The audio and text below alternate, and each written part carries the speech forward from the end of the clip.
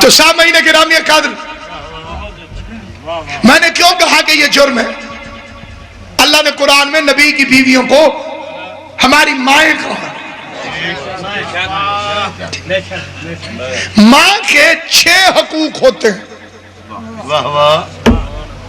6 کے 6 جس کے پاس پورے ہوں وہ ماں ہوتی۔ نبی کی بیویاں 6 طریقے سے ماں نہیں، بس 1 طریقے سے، باقی 5 طریقے ان کے معطل ہیں۔ مثلا اگر یہ واقعی ماں ہوتی، انصاف کرنا جس کو سمجھ آ رہی ہے میری بات، اگر یہ واقعی ماں ہوتی تو امت کا ان سے پردہ نہ ہوتا۔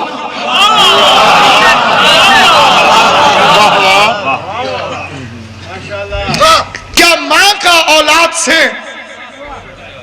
پردہ ہوتا ہے؟ ہے ہی نہیں پردہ۔ اتنی بے اعتباری، اور وہ بھی بیٹوں پر۔ غور ہے یا نہیں؟ یا ایھا الذین آمنوا لا تدخلوا فی بیوت النبی الا ان یؤذن لکم، خبردار مومنو، نبی کے گھر اس وقت آنا جب رسول گھر ہو اور تمہیں اجازت بھی دے دے۔ خبردار نبی کے گھر کے برتنوں پر نگاہ نہ ڈالنا۔ یزید پلید نے چوتھے امام سے پوچھا تھا تم ہو کون؟ اس نے بغض اور حسد میں کہا، تخت کو دیکھ کر سمجھ گیا کہ میں سادات سے افضل، تم ہو کون؟ امام حسین کی قسم جو چوتھے امام نے جواب دیا ہے، رہتی دنیا تک بنی امیہ منہ چھپاتی رہی۔ سجاد نے مسکرا کے کہا میں وہ ہوں جس کے گھر کے برتنوں کو اللہ نے تیری نظروں کا سجدہ کروایا ہے۔ اللہ نے حکم دیا ہے خبردار نبی کے گھر کے برتنوں کو نگاہ اٹھا کے نہ دیکھنا۔ 4 دن کی دنیا کی عزت کی خاطر اپنی قبر ذلیل نہ کر۔ جس خاندان کے برتن اللہ تجھے نہیں دیکھنے دیتا،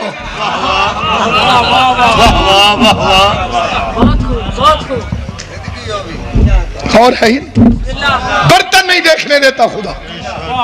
سامعین گرامی قدر، کیوں کہا اللہ نے ماں ہے؟ ایک مولوی لکھ کے دے دے کہ نبی کی بیویاں ہماری محرم ہیں، کبھی نہیں لکھ کے دے سکتے۔ ماں ہے اور محرم نہیں۔ مجھے اندر نہیں جانے دیتا، انہیں باہر نہیں آنے دیتا، اور پھر ماں ہے۔ اور یہ بھی ایک پاکستان میں عجیب قسم کی جہالت ہے مولویوں کی، اللہ نے ماں کہہ دیا لہذا عزت کرو۔ آزر کو اللہ نے قرآن میں ابراہیم کا باپ کہا ہے، عزت کر کے دکھاؤ۔ سوائے لعنت کے اس کے لیے ہے ہی کچھ نہیں، لیکن اللہ نے لفظ باپ کا استعمال کیا، چاہے مطلب اس کا چچا ہے، لیکن لفظ تو باپ کا، ابن۔ اصلی والد حضرت ابراہیم کے جناب تارخ، معصوم کبھی نجس باپ سے نہیں آ سکتا،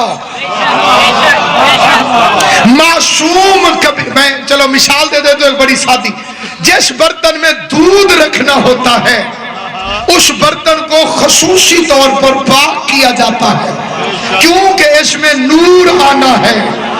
جب دیہاتیوں کو بھی تمیز ہے کہ نور والا برتن پاک ہو تو اللہ نجس برتنوں میں نبیوں والا نور کیسے رکھ سکتا؟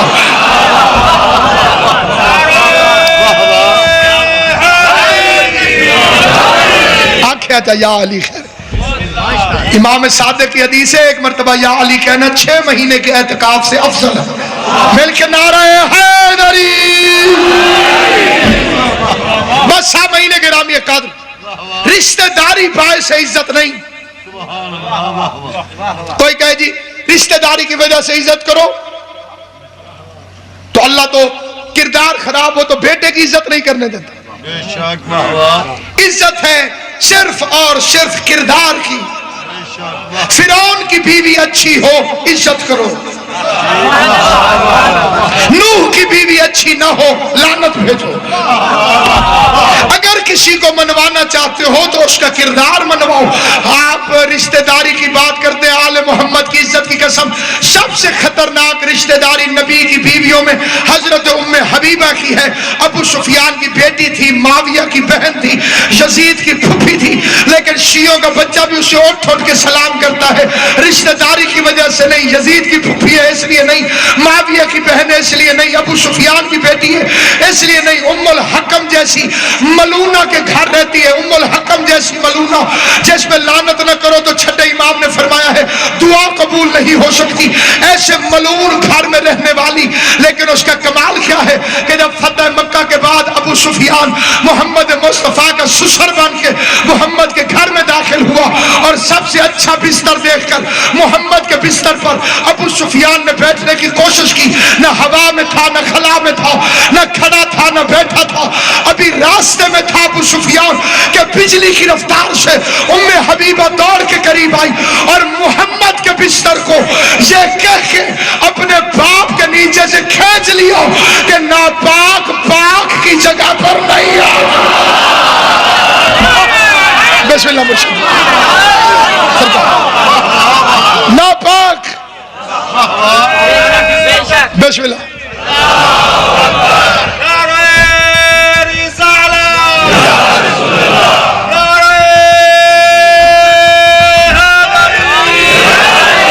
جس بندے کو یہ فکرہ سمجھ میں آئے گا اسے سب سے پہلے میں پڑھنے سے پہلے بھی سلام پیش کرتا ہوں. یہ سمجھنا ہے اس کی اپنی قسمت, کوشش کروں گا سمجھا سکوں. ناپاک پاک کی جگہ نہیں آ سکتا. پتہ چلا نبی کی اچھی بیوی ہوتی ہی وہی جو شوہر کی جگہ پر باپ کو نہ بیٹھنے دے.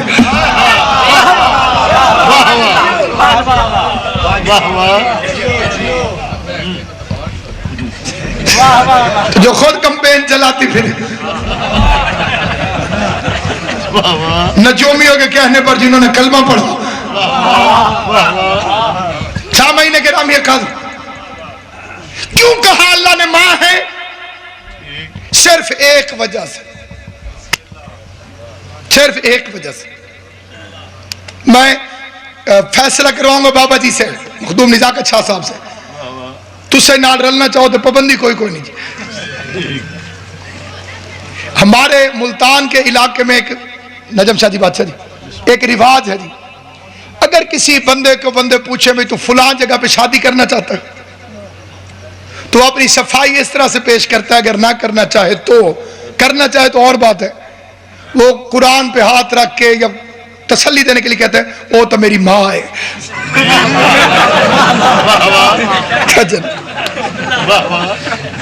ٹھیک ہے یہ بالکل پکی بات ہوتی ہے کہ بھئی میں مانل شادی کرے سے.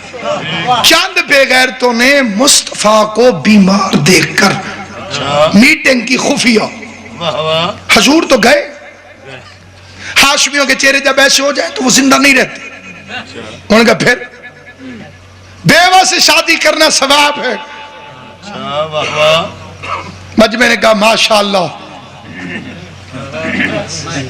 حضور دنیا سے جا رہے ہیں, عدت گزر جائے گی, پھر آگے کمینوں نے نبی کی بیویوں کے نام لیے, اس سے میں شادی کروں گا, اس سے تو کر لینا, اس سے تو کر لینا, اس سے تو کر لینا, میرے والی تیری طرف آ جائے گی.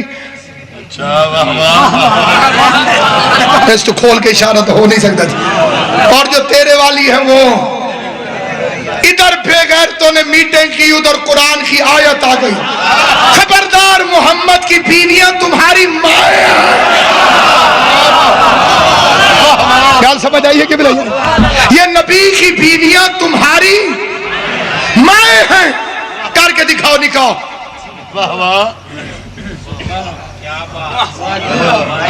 اب جو ملعون جن کے حصے میں لعنت اللہ نے لکھ دی,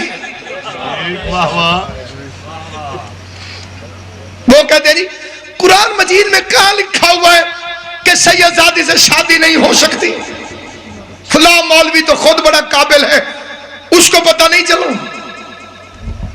آئیے میں دکھاؤں کہاں لکھا ہوا ہے. اللہ نے نبی کی بیویوں کو پھپھیاں نہیں کہا. آنکھیں جی نہیں کہا جی, پھپھی کہہ دیتا تو شادی پھر بھی رک جاتی.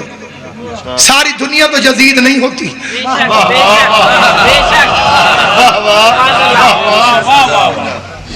اللہ کہتے تھا نبی کی بیویاں تمہاری پھپھیاں ہیں.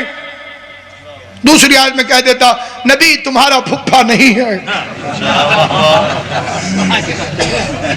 پھر بھی شادی رک جاتی. کہہ دیتا نبی کی بیویاں تمہاری ماسیاں ہیں. پھر بھی شادی رک جاتی. اللہ نے کیا فرمایا؟ نبی کی عقیدے میں منت نہیں ہوتی کہ ضرور بولو. جس کا مرضی دل کرے بے شک سار بالکل نیچے لے جائے.